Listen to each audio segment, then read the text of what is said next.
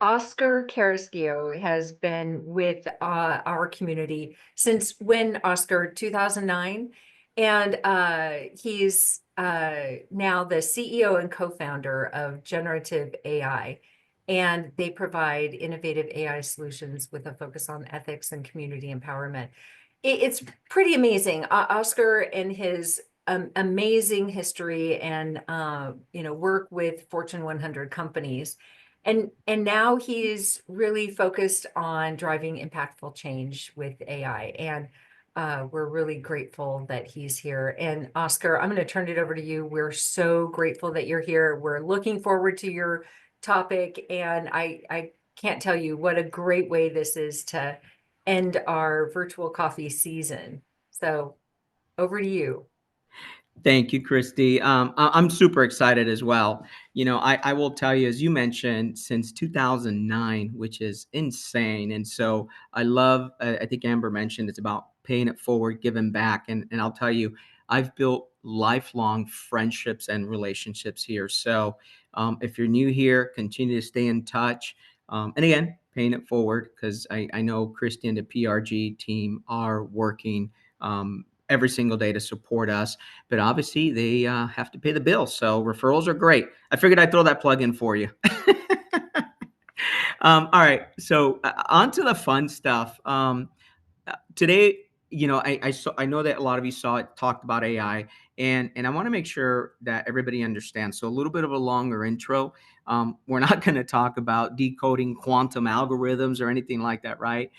You're not going to hear technical jargon from me because if you've been paying attention, everybody's getting bombarded with a ton of this stuff, and reality is, we have to just take a step back and, as I call it, demystify, right? How do you leverage AI without needing a PhD in machine learning? And yes, I'm going to tell you, there's two people that I saw joining here that actually have PhDs in AI and machine learning, which is insane. My hat's off to you. But you're welcome to stay. If you want to talk technical, we'll do it afterwards.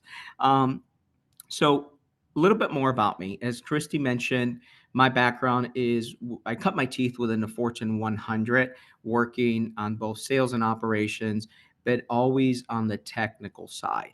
And a lot of folks will think AI started right when ChatGPT 3 launched in November of 22. It's been around for 30 or 40 years. And so I've been fortunate enough to be exposed to it. And as Christy mentioned, now it's a passion, and I'm able to help enable, facilitate, whether it's working with higher education, private sector. We do a lot of advisory and mentoring.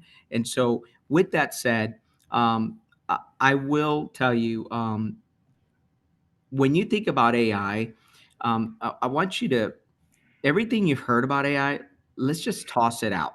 And I know that's a pretty bold thing to say. I'll tell you, don't toss out the technical stuff. The stuff that you've learned, right? How to play with ChatGPT, all of that, that's great. But a lot of the sci-fi hype, the fear mongering, a lot of the things that you have to be a tech wizard to use AI, um, throw that out the window. And I'll tell you why. You know, when you think about when you think about AI and everything we've been bombarded with for the last, I would say, 2.5, 3 years, which has been, a hundredfold. You ask, how do I apply this? And I think about myself, I think about everybody that's on here, and you're what I call a domain expert. And so you don't need to know or be a data scientist and know algorithms. None of that is really necessary as long as you have just a basic understanding and you understand what we call the real world challenges. So customer pain points, operational bottlenecks. AI is here to help you solve it and do it in a much faster and smarter way. So I'll give you a personal example. When I was in my days with AT&T, I had a brief stint as what they call a pre-sales engineer. Fancy title, right?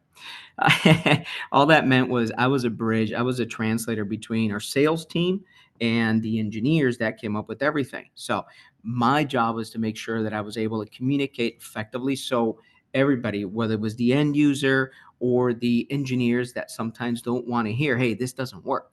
We're able to understand it. And so what I just described is what a domain expert is understanding how you can take the technology, AI, whatever it is, and apply it.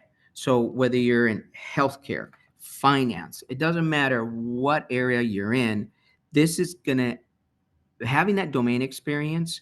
And look, AI may be able to do it in a few years, but it's not there yet. And so right now you need folks like every single one of you, myself, each of you that have that experience, whether you're in the staffing industry, whatever it is, you have what we call the real world applications.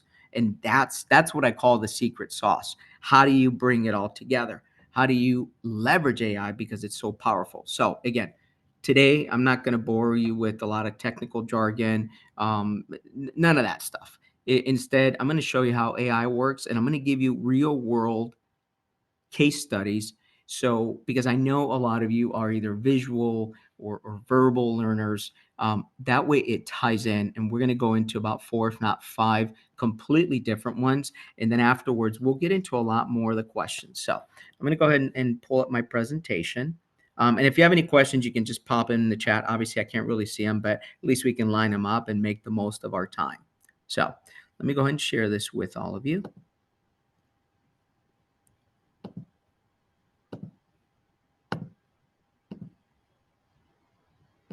All right. You guys see my screen? Yes. Perfect. Thank you. Okay. So, and I promise I'm not going to read a bunch of stats to you either, but I think it's important that we understand where we are. And again, demystify some of the things that we've heard about, AI replacing people, et cetera. That's so 2023, and I'll kind of go into it in a little bit. So when you think about what AI can do for you and you think about where businesses are right now, 96% of CEOs have put in some level of generative AI or Gen AI to increase your efficiencies, right? Unfortunately, less than 30% capture the value. So, what does that mean? A lot of folks have said, oh, I got to get AI. I got to do something. I'm going to stay behind. I had a client this morning, literally, we were talking and he had all these brilliant ideas. And then when we did an analysis or came back, because we had talked to him before, he said, listen, you're paying us for the expertise. Let me walk you through what you actually need. So that way you're not part of that 30% I just talked about. So 93% of organizations have plans to adopt or have adopted and some form of an AI or technology strategy taking you into that. So, and these are all from 2024. So I'm looking forward to seeing what 2025 brings. So the one point I was talking about before, right, is when people talk about, how many are concerned that AI is going to replace your job. I said that was so 2023, right? Because what you hear is it's not going to replace a human. It's going to replace the ones that don't know how to use AI. So learn AI so you can do that. That's what I call that fear mongering. So think about AI being a partner. It helps to augment. It's not replacing. Now, I will tell you a little bit more about the future.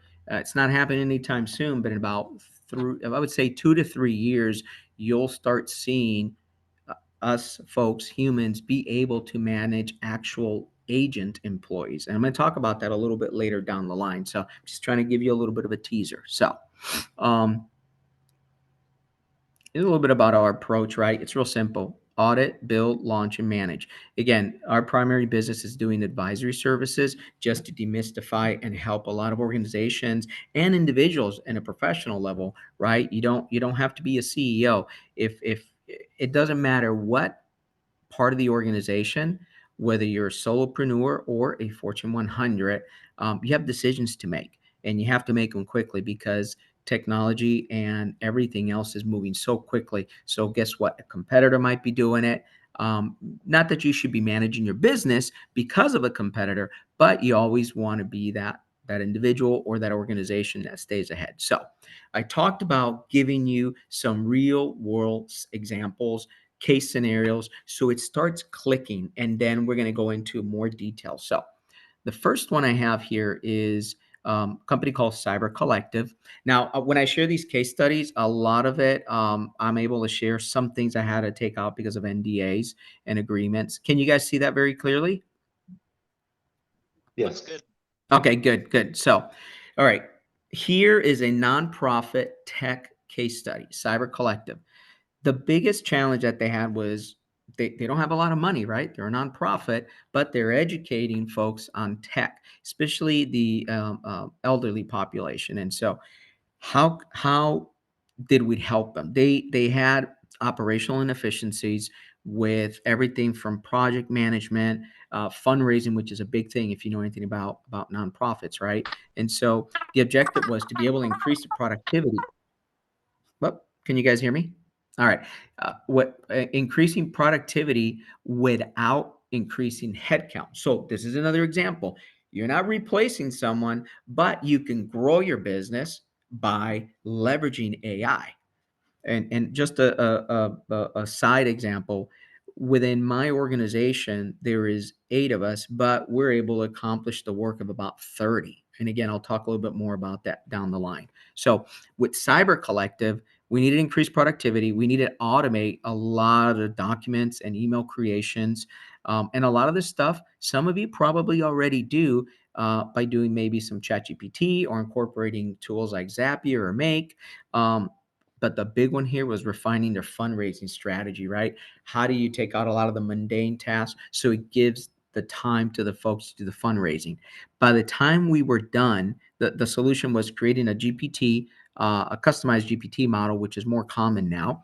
We did process automation and we helped them optimize their strategy. In the end, they doubled the scalability and operational efficiency, again, without having to add an additional person.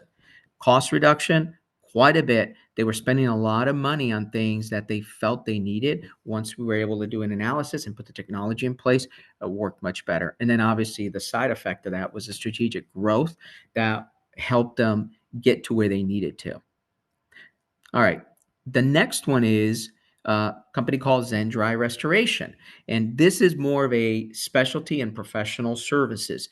Now, I could have chosen a law firm, a plumbing company, but just to give you an idea, is a little bit different. So with Zendry, they had a lot, they were growing, they were making a lot of money, but they didn't realize that because of all the inefficiencies, they had a lot of unpaid invoices. Now, that's a problem that most people would catch, right? Unless you're making tons of money. So, one of the challenges too is their growth. Their multi-unit location. They had people that had been there for some time, and some of these folks were struggling and they were committing errors in everything that they did. And what did that do? That impacted the cash flow. So, the objective was to say, hey, how do we, without replacing this individual, we teach them AI, we teach them how to use the system. So we automated the manual process, and then what was that? It started helping with the invoicing, and if somebody was past due, it would send out a note. We're going to be going back and implementing a voice agent, which I'll give you guys an example of in a little bit, and that's coming down the pipe. So by the time it was all said and done, cash flow management was way better. Again, minimize human errors out of doing the stuff manually in the way that they did it when they only operated 2 or 3 locations. Now that they're double in size, and so at the end of the day, they were able to do about 80% reduction in processing things. And here's the beauty: they got a 30% bump in their cash flow. By the time it was all said and done, these folks were happy. They had the right amount of money to be able to launch the additional locations where they thought they were going to have to borrow to be able to fuel that growth. So the example here, when you think about the cost of the solutions we put in here, I won't go into the pricing, but it's a fraction of what a lot of folks think it would cost. And when you look at the return on the investment, our typical clients normally see it about 45 to 60 days. This client saw it literally within 30 days because of the the poor processes that they had in place, not collecting, and then the time that now was freed up. And part of this was also teaching some of these individuals how to leverage these tools so that way now they're empowered versus replacing. And guess what? They can have the continued growth. The next sample, this is more of an enterprise, sales, business development, and service. This project took roughly about 14 months, give or take. And so with the bank, um, there needed to be a cultural shift, because there was a reliance on, because it was the largest. I think Chase is the largest now. They were so used to just customers coming in and not having to really rework things, and so the other piece too is a lot of, again, pushback on making tech advancements, because we were dealing with the population of 20, 30 years under their belt. And so they were so used to doing things a certain way. Now, Bank of America has a innovation lab. But when you're talking 300,000 employees, you can't really get to all. And the way the organization is run, they needed something a little bit different, a clear set of eyes that didn't have one interest or another over one department or another. So the objective here was, one of the things, the revenue wasn't where it needed to be. And so what do we end up doing? We enhanced the product holding per customer. All that means is we said, hey, and I got to look at the numbers because it's been a minute. So here they had, I remember it was a 3-to-1 ratio, meaning Christy might have 3 products, where somebody else might have only 2. And so the goal here was to help their personal bankers, their tellers, everybody have a easier conversation when a client walked in. So Oscar walks in, Amber is the personal banker. She, goes through the spiel.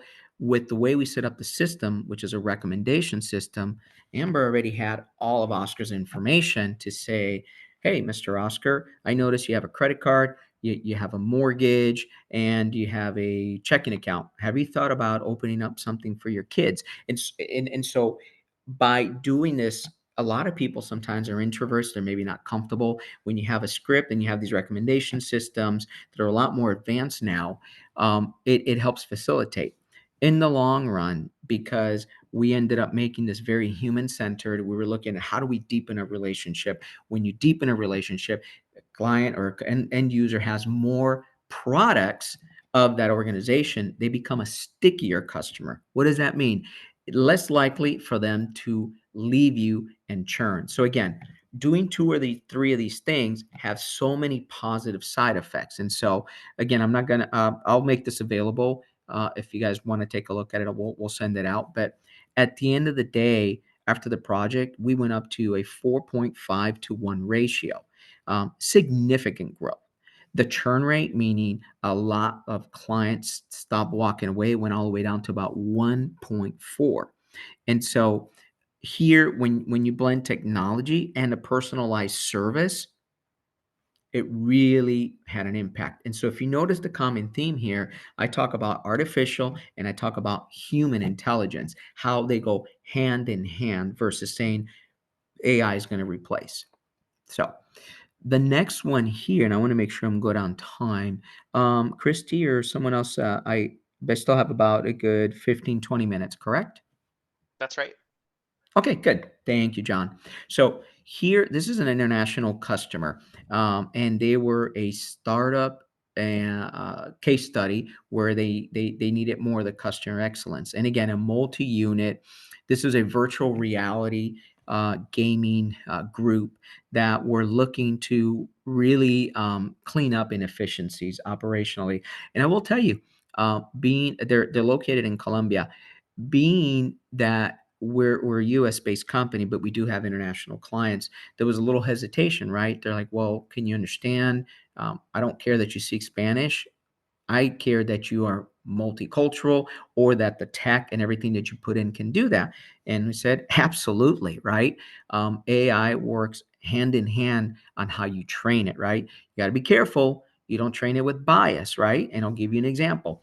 Let's say you put a 60-year-old Caucasian male responsible for addressing maybe culture and sensitivity in an organization, a Fortune 500 company, and let's say this individual doesn't have that experience dealing with that, right? So with AI, we can look out for those biases and make sure that it understands. It's not perfect, but I will tell you, it gets us a step closer.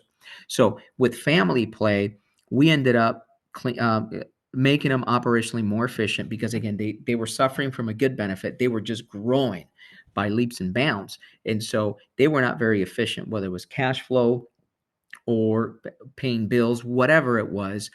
So we started to help them organize with technology.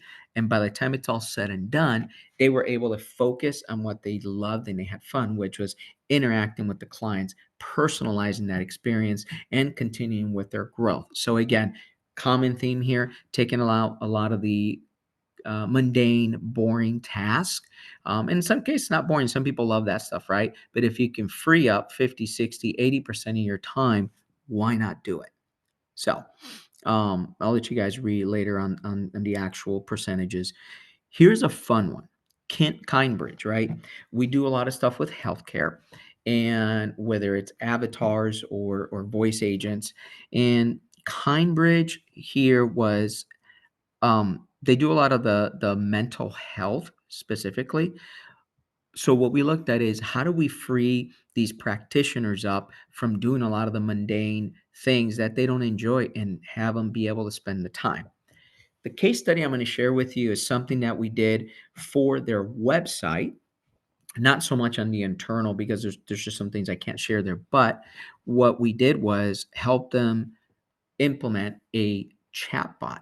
And this is not a traditional chatbot that you would that we're so accustomed to. And I'll tell you, in 2024, you have a lot of organizations that started launching chatbots, and it was just a nightmare because the service scores because people were just not happy with the type of service that they got.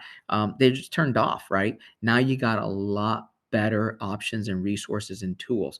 And especially when you're talking about healthcare, mental health, you want to make sure it gets done right. So we what we did with this was we streamlined their intake process, enhanced accessibility because guess what?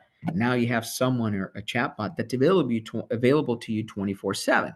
Now, you cannot be giving psychological advice or anything like that. However, most of the questions, about 80% of the things that come through, whether it's a phone call or a chatbot, are the same thing, repetitious. Hey, your hours of operations. Do you have somebody that speaks Swahili or Spanish, etc.? And so it's able to handle these things and also provide some resources if you wanted to as well. Um, it is HIPAA compliant, and on the finance side, as some of you know, there's about 4 or 5 compliance pieces that we're certified for and we're able to work with. So at the end of the day, and like I said, I'm going to try to give you guys a quick demo on this.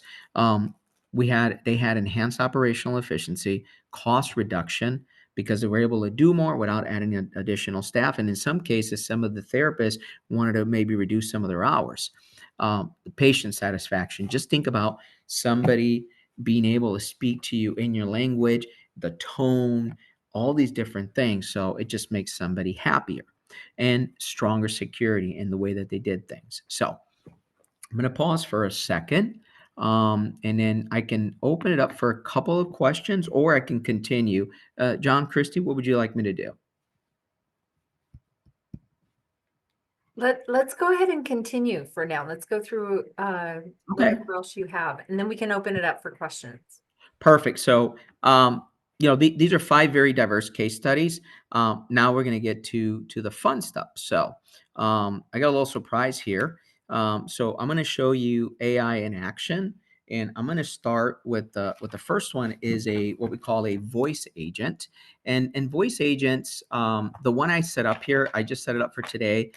It's not as complex as what we normally would do, but I want to give you all a taste of it, and so a voice agent. And let me, before I go into the demo, I know that's been such a big buzzword when you're talking about AI agents, and so I want to tell you a little bit about how long they've been here. So If you think about um, automatic doors in a supermarket or like a thermostat, those are what they call simple reflex agents. So believe me, there's been early stage AI, right? Then you have model based reflex agents, which are um, they can make a little bit more better decisions. That's not proper grammar. Like smart home systems, etc. Now you're getting into the fancier stuff. You're talking goal-based agents, which are like navigation apps, robotic vacuums, right? If you have the Roomba, etc., it's able to map the home. It knows what it needs to do every single day. Rarely that it makes a mistake unless you got a pet or something that it just bumps into, right?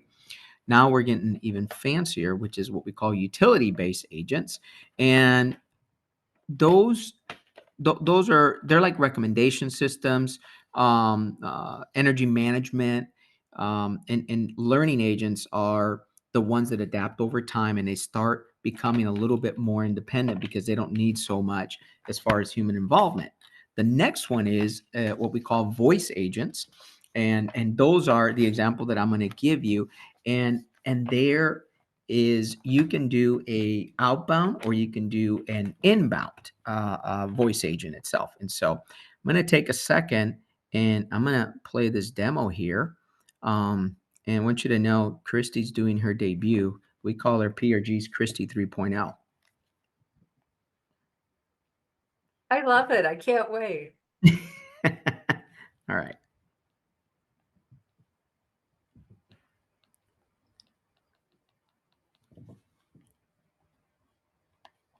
Platinum Resource Group. Am I speaking with Oscar or the right person for HR or staffing decisions? I'm sorry, I didn't catch your name. Great. No problem at all. My name is Christy, and I'm calling from Platinum Resource Group. How are you today? Great. I'm reaching out because we specialize in. Well, sorry, you're interrupting me. Say that again. I'm sorry for the interruption, Oscar. My name is Christy from Platinum Resource Group. We connect companies with top-tier talent in HR, finance, IT, and supply chain. Are you the right person to speak to about your hiring needs? Yes, I am.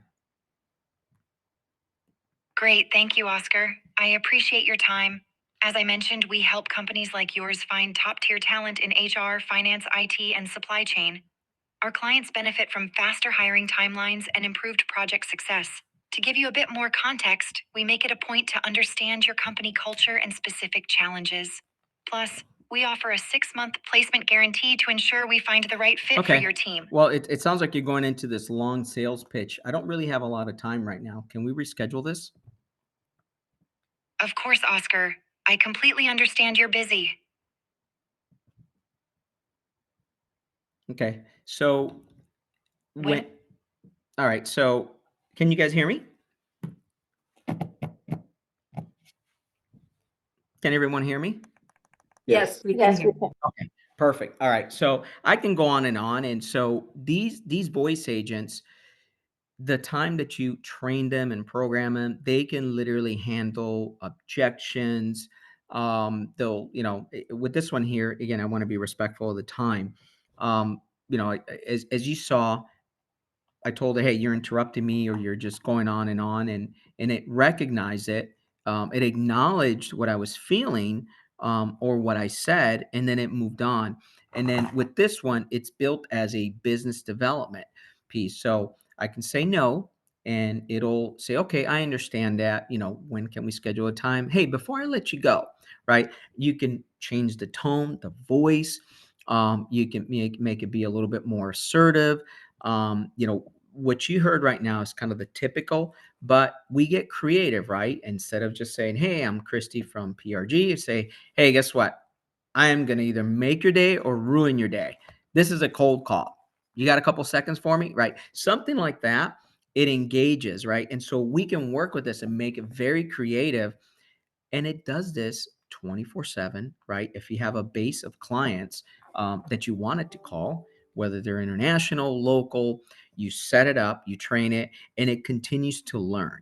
So now, I have another one here, but I'm not sure if Zoom's going to be able to capture what I'm trying to do, and it's with Jenny. So we're going to test this really quick. If not, we'll move on to the next one.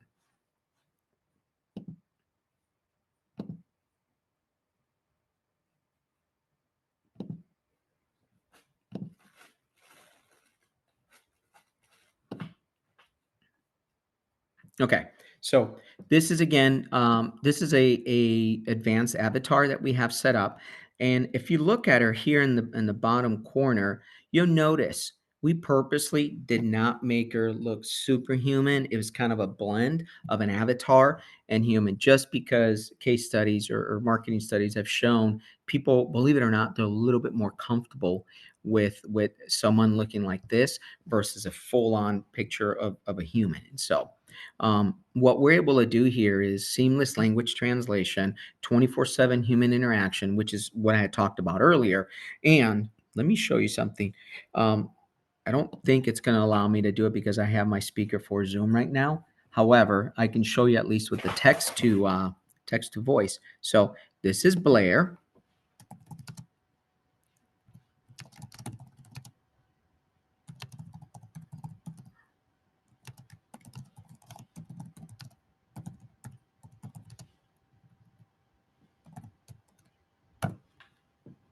Let me know if you guys can hear it. Yeah, we Were you can't guys? hear. You can't? We cannot. Okay. All right. So I'll send this link so you guys can play with it at your own leisure. Let me go ahead and go back in here really quick. Okay.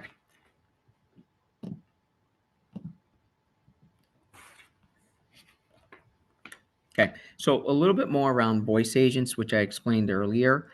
There's so many use cases for them, and then there's something called autonomous or semi-autonomous, and you've probably heard a lot around companies like Salesforce or HubSpot. They keep talking about having autonomous agents. I will tell you, it is amazing that they're doing that right now. That they're saying that they're doing that when you look at the small print, literally for HubSpot, if you haven't set up a client yet, it will take you about 13 different clicks just to be able to do something. So, autonomous agents can be done. They're very costly. They're not ready for mass deployment yet, but I can tell you a year from now they are. And so the voice agents, as you saw, they can be role specific, right? They can be outbound calls, or they can take calls in. We have another client that we did was called Grandma's Grotto, and it was a pizza place. And I'll give you an example. It was a small business owner. He was missing about 15 calls every single week. And so to somebody else, you're thinking, oh, that's 15 calls out of a restaurant. Well, we looked at what he was missing. And when we were doing the ROI, we tied about $40 per order. And he said, Oscar, are you kidding me? My average order is $80. I'm like, oh my God. It says 80 to 100. So I'm thinking, okay, so you're telling me $5,000 to $6,000 you're missing out on because of this. So we created an inbound voice agent that sounds he wanted it with an Italian accent, so we did that. We put background noise. You are not able to tell that it is an actual AI unless you ask it to, right? Built it with witty humor, all of those different things. And by the time it was all said and done, was able to capture those orders. We integrated into their CRM system, so all it did was take the information, place the order, and take care of that customer, because sometimes that happens, right? And his first thought, or his wife's first thought, was, hey, do we need to hire somebody to help us here? And we're like, no, keep the people you have. We'll find a solution for you. And so customer service enhancement, right? Medical support, sales and lead generation, which I gave you an example of, data analysis and finance. I mean, the use cases are pretty much limitless. So with that said, and we'll open up for questions, I do want to let you know, um, uh, because there's a lot of different organizations and folks and professionals, right? Like you, like me, that are hesitant. We've created partnerships and revenue sharing opportunities, right? Just to open the door for us to be able to say, hey, we'll do an AI advisory, or we'll do a committee. We'll come in for a half day workshop. We'll teach you. We'll walk you through all the different possibilities, and we'll do an analysis based on the information you give us. So we do things like that. And for the PRG group, this is if it's outside of it, it's very different. But we do have what we call a 20% referral fee. And it's not just that, any business that this client brings to us within a year. So it's almost like royalties, or back in the wireless days, there wasn't a name for it, that we would continue to pay any referrals. So with that said, I'm going to put this up here, my LinkedIn, and as well as a calendar if anybody wants to scan and get in touch. All right. So, Oscar, uh, you know, we're all very fascinated with so much of AI because it's still, you know, many of us have played with the ChatGPT and writing good prompts and getting, you know, some good use out of it, but it's probably pretty basic. We also know that people are using it for job search, and we know that companies are attempting to use it for recruiting purposes. And so in your opinion, because you're very familiar with our executives in transition community and really the challenges that people face just getting their resume noticed. It, what have you seen for candidates? And before we go to the company part, I want to talk about the candidates. What have you seen on the candidate side, and ideas, thoughts, suggestions So on on the how they can leverage it? Yeah, so there is, that's the beauty. Again, there's a ton of tools out there, and I'll throw something um, that actually helps candidates. It's a Teal HQ, and again, I can send all of this. And what that does is it helps them look at a job description. And LinkedIn has some features like this. I know I was doing some beta with them. I think they've launched it completely, but it helps candidates rework the resume to include things that maybe they forgot or weren't aware, right? When you have some folks, like a lot of us here, including myself, 30 plus years, right? There's just things you're like, oh, wait, I did work on that. So thank you, Bill. And so what that does is the tools that are available are, there's just so many, right? There's a lot of free tools. I will tell you, there's a lot of paid tools. You will get what you need from these. Now, on the flip side, companies now are able, that they're implementing software and other solutions because you're getting so many applicants with the perfect resume. And so I will tell you, this is not related to the job, but it's the same solution. There, I work with Biola University, which is there in California, and with their AI lab, and I work with professors across the country. And one of the things they've always said is, we don't know about AI. We want to be able to embrace it. And some are just completely scared. I'm like, think about when I was in school, you could not use a calculator. Now you need a calculator, right? AI is that calculator, right? ChatGPT. So, and I'll tell you where I'm going with this. What you can do is, and I've told these professors, put a human component to it, right? If they're writing a paper, have them send you a quick 5 paragraph or something in writing, scan it, and tell them, how did you come up with the idea? How did you come up with this research paper? How did you do? And that's just one example, right? So you're keeping the human involved, you're holding the students accountable. And so on the candidate side, companies are getting tired because they're getting bombarded with these perfect resumes. And so what they're looking to deploy software and technology. The problem is it's not very good right now. And they cannot, I see the head nods, right? So some of you are aware. So they can't use it. So it's a problem that they're having. And what happens? The rest of us that are trying to do it a certain way maybe get lost because the ATS, or the applicant tracking system, shows, hey, this one gets a 96%. So how do you combat that? How do you help the candidate? You use tools like a Teal. There's a few others out there that will help you, right? Keywords, etc. Got to be careful because you don't want to be one of those that's, again, trying to game the system. But if you have the experience, it'll help you craft it and put it in a better way. I hope I answered your question, Christy. Yes, that's part of it. And we have heard from on the company side that they're trying to leverage AI for, their applicant tracking system, and, they're incorporating AI to look for candidates. So here's a story that I heard, real life. They got 3,000 candidates. They went through the applicant tracking system. They came up with, I think it was something like 17 hits. And out of those 17 hits, not one was truly qualified, because it was obvious that they put it through an AI, you know,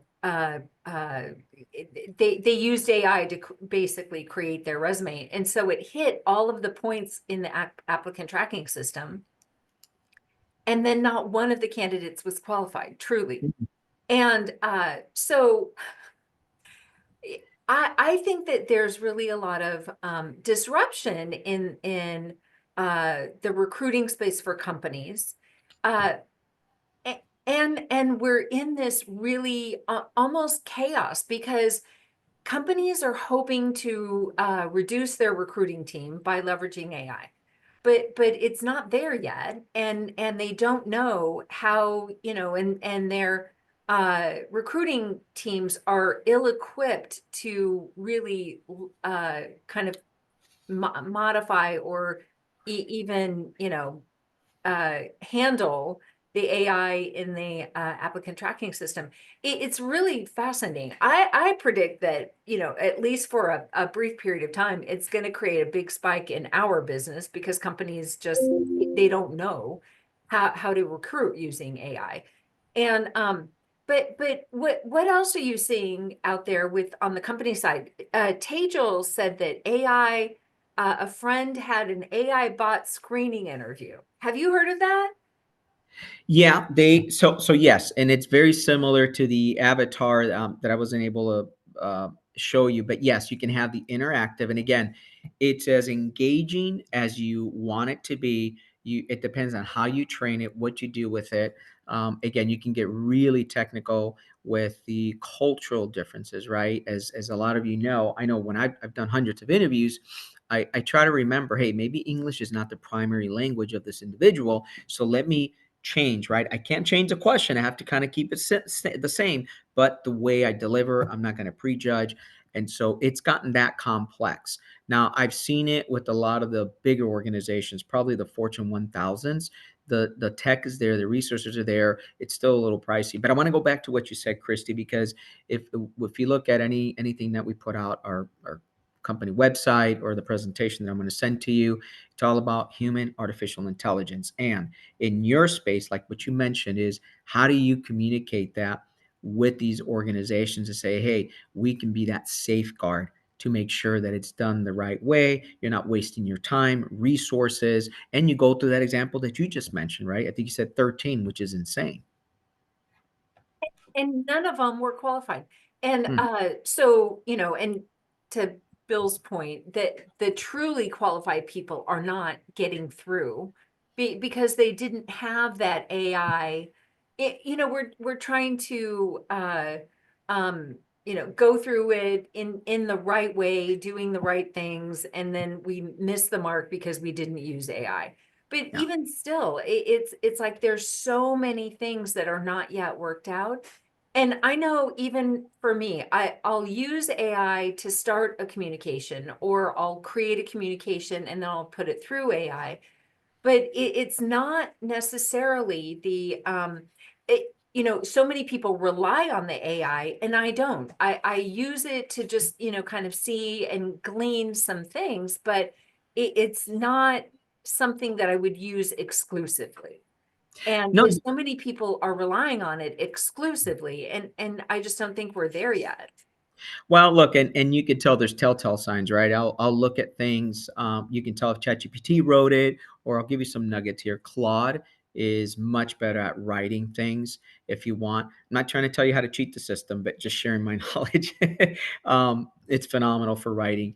But you're right, Christy, and now I'll get a ton of things. I'm like, really, I get frustrated because I'm like, okay, 90% of this was ChatGPT. Could you have at least gotten rid of the dashes and all the different little telltale signs, and at least, modified it a little bit?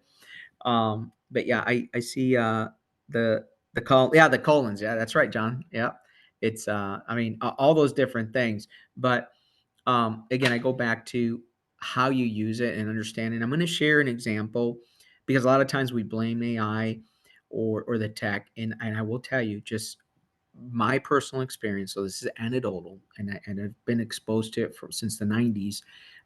It's how we use it and what we do with it. So we all heard about the tragedy that happened with the United Health CEO, right? Whether you're happy with healthcare, you're not happy, not taking any sides or anything, but you see how people feel. And when you look at it, what was happening was they were trying to embrace technology. They were doing it the wrong way. It was making a lot of decisions and denying folks. And so obviously we know what's going to happen there. And so that's a perfect example of the tech being deployed, but not the right way. And the shift of our agency or the company is now more around advisory because I'm seeing more and more bad actors pawn off software or their white label things and say, oh, here's AI solution. What we're doing now is educating and saying, hey, if you want, here's the project. We can go with it. If not, I can recommend somebody. 9 out of 10 times, they already feel comfortable with us because there's an integrity piece. And so we'll work that way. But that's what we're seeing. You were talking about trends. We're seeing a lot more of that where we're having to go in and fix a lot of shortcuts and things that were done. And it puts a bad taste in people's mouths around AI. And it just feels like we're taking some steps back. So, Vanessa asks, does it really make sense to deny the customers that you are there to serve? I'm assuming the healthcare piece that I Yeah, mentioned. right. Um, yeah, listen, and I would say that's up for debate, right? Depends on who you talk to. And that's really more on the healthcare decisions, and that's not something that we're going to be able to answer here. But it is interesting. I think that more AI is we're going to see that for initial screenings and interview screenings. I think that that's just a given. I know companies are using it to make some, to analyze data, for example. So do you have examples of clients that you've worked with where they're starting to use it to analyze, trends in the market, et cetera? Yeah, I'm trying to think right off the top of my head. Some of the samples that I gave you were, and for this one I used for the case studies, I used the small to mid-sized businesses. So I thought that would apply more here. A lot of data analysis to say, hey, what do you see? What insights could you give me? And here's the beauty: whether it's ChatGPT or some of the other large language models, they're becoming so smart. I was testing this the other day. I can't remember. I think it was ChatGPT or one of the co-pilots, but I literally just dumped an email. I uploaded a picture, just different things. I was not prompting. I was not telling it. And I kid you not, it was about 90% accurate on what I wanted to. It was almost like it was reading my mind, which is just amazing. So I share that because for everybody that's on here, and again, I talk about simplifying, you can take anything, upload it to ChatGPT or some of the other models, and it'll give you a lot of that information, like what you just said, Christy. Blue Cross Blue Shield. We had a project that we initially thought was going to take us about a month. It took us 90 days. The amount of data, those guys said, hey, I'm just going to beat Oscar. The amount of data we had to just interpret everything from expenditures, patient satisfaction. So to answer your question, yes, a regular human or a bunch of folks would have taken them a lot longer. We had to go back, make sure that the data sets that they gave us. And I'm sorry, I'm going down a rabbit hole. I said I wasn't going to do that. Yes, so we have done that. So one example, and I think I shared this with you when we spoke, but I helped a healthcare company for about a year and a half as their COO recently, and I used ChatGPT. They were challenged with scheduling the providers, a telehealth company. They were challenged with scheduling providers based on demand. And so what I did, and it was so simple, I just put in, here's our history of when, the patients scheduled appointments, and it gave me where the providers should be scheduled, when they should be scheduled. And it was the easiest thing. It took me literally 20 minutes. And so the scheduling of the providers improved dramatically with very little effort. So I think when it comes to like workforce planning, scheduling, it's a no-brainer. I think Mhm. the variable is the demand, and you have to, plug in more data on, demand variables. But it's amazing what it was able to do. And I think that that's where, it doesn't have the emotional or the uh, so many things that could impact it negatively. It's not regarding the human part. It's just let's schedule a team. And I know when I was at Disney, we had an entire department focused on workforce planning. People were plugging in schedules and attractions and all of these things. It was an amazing effort. And now I bet they could do it with like almost no effort. You nailed it, Christy, right? And so we've done that. I'll give you an example. No-show rates, right? You're talking about healthcare.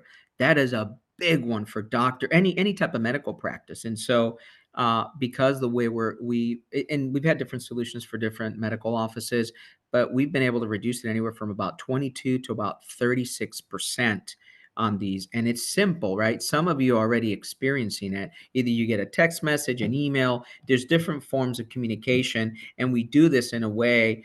We have this one doctor, he wanted like 6 reminders. I'm like, please just trust the process. I don't want to take off your patience. Sending him, calling him and all that. We did a voice agent, all that. But yes, again, very affordable solutions. The ROI is just tremendous. Like I said, you worked in It healthcare. is. You Yeah. know what it is. So, and I know we're almost out of time, and I look at Sarah Stein because Sarah is an expert and an executive in marketing in the beauty industry, right? And so with marketing, uh, Sarah, I don't know if you have a specific question or a thought on AI in marketing, but I would imagine that the easiest way to implement AI is really with some marketing, like how to reach potential customers. Sarah, what do you think?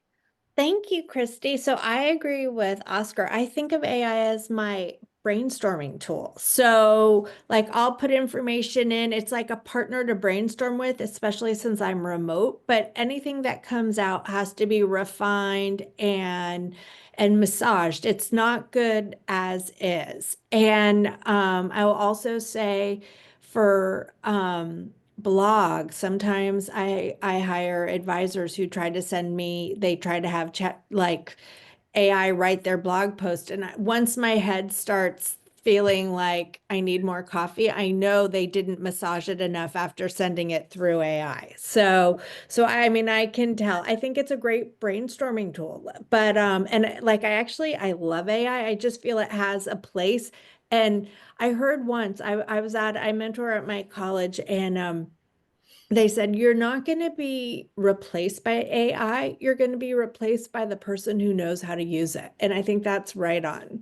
Yeah, you said that earlier, Oscar. Isn't that fascinating? So we have 1 minute, but how do you recommend that people start learning AI? Look, there's a bunch of different things I'll tell you really quick within a minute. Large language models like ChatGPT, et cetera, are just next level now. You literally can ask it, say, hey, teach me how to prompt or teach me how to leverage these tools. I'm in this field of work. Break it down for me like a fifth grader. And again, I'm simplifying this, but you literally do that and you just start having that conversation and it will teach you how to use it itself. It's fascinating, and I've used it. Hey, what's the future of staffing in companies? And and it starts giving me some things, and it is really interesting. Okay, we are out of time, and Oscar, you're going to come back, and I know that, and we're going to have more conversations on AI. We're going to send out your information. I think what your company is doing is wonderful. And I can't wait to see how the next 6 months even plays out for your company. And we would love to have you back and share some of the case studies. These were fantastic case studies, and it really gave us more information. You're our go-to resource right now for AI, I'll tell you that much. So thank you all. We will see you all in the new year. We have some great topics coming up. We are going to talk more about AI in 2025, and a lot more on what companies are doing and how the economy is going. So be prepared for that. We're mixing things up. Many of you who know me, I like to experiment, and I'm gonna really be pretty bold, as bold as I can with the speakers and the topics. And Oscar, you're going to be my right hand. Thank you so much. I really appreciate it. Be happy to connect. I think I put my information on there, and I'll send you the presentation. Yeah. And anybody that wants to just chat it up, send me a DM and be happy to do that with you. Thank you so much. And thank you all. Happy holidays. Thank you. Happy This was New great. Year. Thank you. Thank you. Thank you. Bye. Well, thank you. Happy holidays. Thank you.